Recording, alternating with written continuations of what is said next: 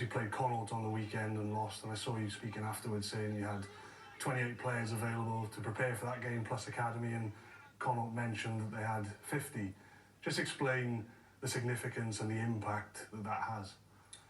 Well, it's not been just for that week. I actually said it in the leading up to it. It's just the reality, unfortunately. It's you can't mimic game constraint, you can't mimic game pressure.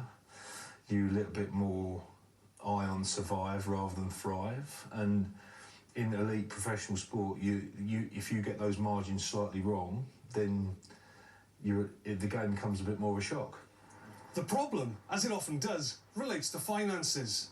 Over the last few years, talk of a Welsh region becoming extinct has refused to go away.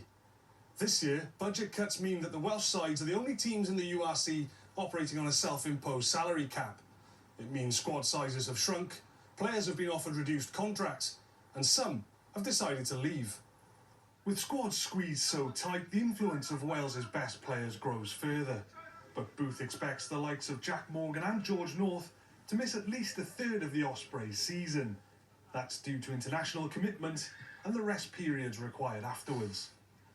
We're comfortable with the squad that we have. Would we like a slightly bigger one and more? Of course we would. Every not a coach in the world is going to tell you he doesn't want more quality players.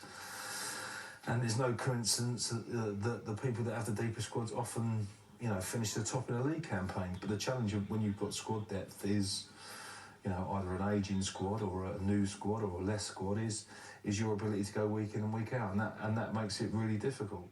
So is there any light at the end of the tunnel? We've got to grow our depth. Talent development, growing depth takes time, and support. It's certainly not going to be a quick fix. It's certainly not going to be overnight. And obviously when speaking to the people who have been through Welsh Rugby a lot more than I have, it's normally boom or bust. So budgets are being cut, squads have shrunk, and the best players are missing for a third of the season.